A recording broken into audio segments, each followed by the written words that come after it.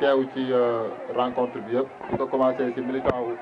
mouvement ànd booloo yéene fal Pape Diaga donc comme yéen nga gisee rek mobilisation bi gëj naa am Gandiol waaw li ko waral mooy waa Gandiol dañu gis seen bopp ci programme bu Pape Diaga te candidat bala nga koy choisir programme am nga war a njëkk a xool nga doog koy choisir à partir sa ci base programme boobu noonu Pape Diaga li mu proposé ci boppam mën a fexe ba dëkk bi nga nekk nga am ressource nécessaire pour mën a dund sa dund mën a ñokk loolu la Pape Diaga proposé looloo tax politiciens yi li ñuy def di joxe ay 2000 francs 3000 francs moom deful loolu parce que 3000 francs bi wala 2000 francs bi day jeex mais day proposé jigéen ñi ñu fexe ba développer benn économie bu ndaw ci biir dëkk bi ngay xamante ni si dinañu mënal seen bopp même bu leen kenn jàppalewul tamit dinañu mënal seen bopp donc loolu la Joseph Kizerbo doon wax naan l'aide qui n'aide pas l'aider à se débarrasser de cette aide n'est que pur asservissement. Donc Pape Diaga tey dafa bëgg 2000 francs yi ñuy jox jigéen ñi ñu bàyyi ko jigéen ñi mënal seen bopp léegi loolu la bëgg donc looloo tax programme bi nekk programme bu ambitieux programme bu réalisable la bu mesurable la tamit parce que tey bu fekkee da nga bëgg nekk ci commune war fa toog 5 ans war nga proposer Gandiol yi fan nga war a jaarale commune bi ci 5 ans yooyu nga fi nekk donc loolu tax programme bi nekk programme boo xamante ni si peut-être accessible na ci ñëpp ñu mën nga xool xam lan moo ne ci biir jàngat ka comparé ko ak yeneen programme bi nga xam ni programme bi yemul ak benn bi mooy candidat dafa war a am vision gis-gis mooy tey Gandiol fan la toll ñu ne mii point A nan nañu xool ba yóbbu ko point B loolu mooy vision am expérience également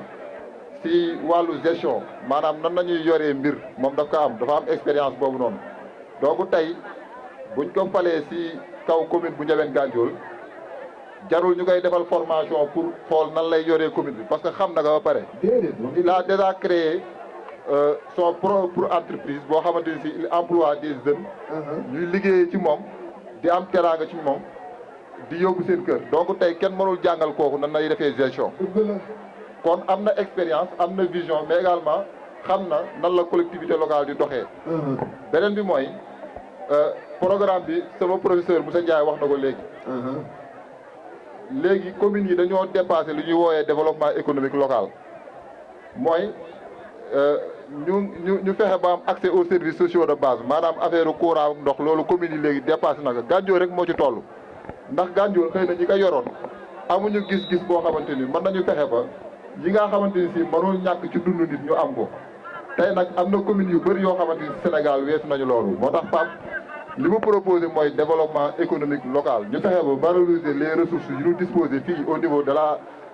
niveau du territoire de Gandiol pour fexe ba jeune bu fi nekk ci Gandiol mën a am 3000 francs au moins par jour mën nga yóbbu sa kër loolu mooy développement économique local.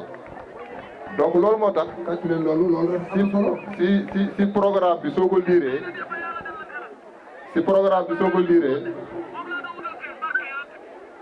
marché boobu nag moom la Gandiol manqué pour man marché boo xamante ni si pour waa Gandiol la loolu nanu manqué parce que Gandiol am na ay potentialité yoo xamante ni si wàllu bay bi élevage bi mbay mi sax dafa yaatu maraîchage mën na ko wax ay carottes ak naweek yu ne fii lay ñoree léegi ginnaaw bi ñu ko ñoree ñu jël ko yóbbu ko Ndar muy diisal économie Ndar bàyyi Gandiol looloo tax ci programme Pape Diaga da ngay gis ni dañu bëgg instaurer benn marché boo xamante ni si dina permettre lépp li nga xamante ni si bayee nañ ko si au territoire national si territoire de Gandiol ñu mën ko écouler si marché boobu noonu te marché boobu bu ñu ko instauré ba pare mën na fexe ba leneen luy ñëw day ñëw parce que dina am poste de police pour sécuriser les biens yi nga xamante ni si moom mooy circuler si marché boobu noonu parce que marché foo ko waxee rek demande la ak offre demande bi mii fi offre bi mii fi donc tey li des rek mooy ñu trouver benn combinaison boo xamante ni si dina permettre ressources yi ñu am ñu mën ko valoriser loolu nag la Pape Diaga Fall proposé te gisuñu ko ci benn candidat non donc loolu bu amee ñun jeunesse bi dañu war a ñëw xool lan mooy intérêt Gandiol si candidat yi li ñuy proposé pour man intérêt Gandiol soo ko xoolee rek di nga gis si programme Pape Ndiaga Fall développement bu inclusif le proposé développement boo xamante ni si dina permettre à tout un chacun mu mën a gagner vivre dignement donc loolu laa amoon si di ko sànni di remercier ñëpp si attente bi ak si déglu bi quoi. jërëjëf.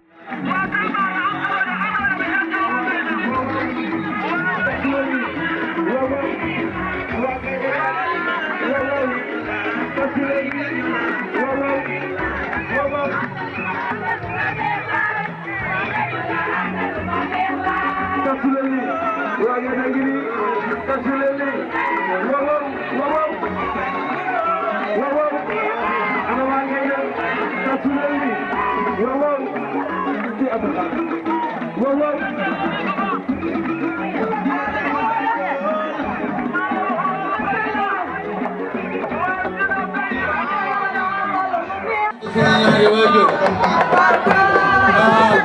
di gërëm di nuyu tey moom defu nu mag mais defu ñaari fonction lu nuy joué ci moom premièrement daf nu teg ci hauteur bu kawe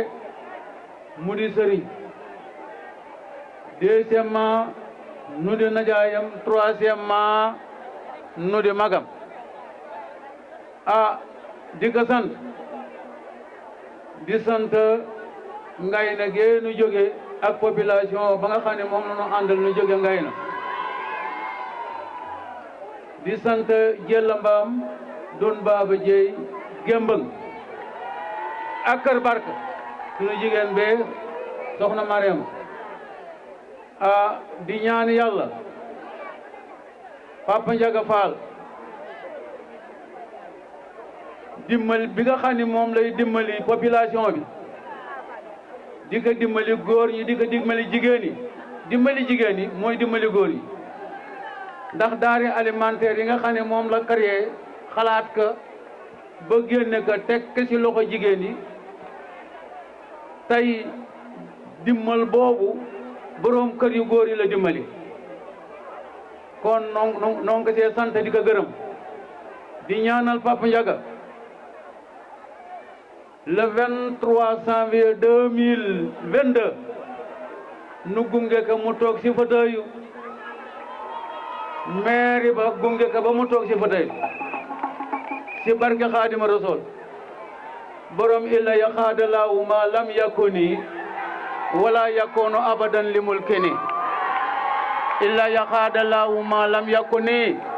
wala yakunu abadan li mulkini Xaadima Rasul mi teroon di géej gi mën naa kitaabu ci alquran al karim ci li Sëñ Tuubaa bind ci xasaayid di ay ton juróom-ñaari ton Papa Ndiaga dana toog ci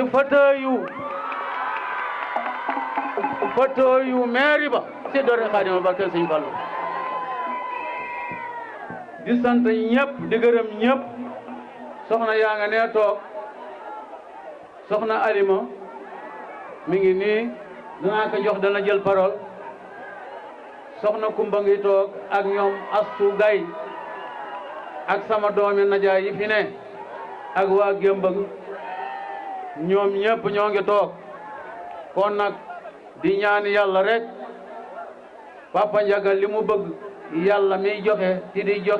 joxe yàlla naka ka yàlla defal ci barke Xaadima Rasul barke Sëñ Fallu waaw bàyyil ma jox ma di nuyu sama grand Youssoufa Ka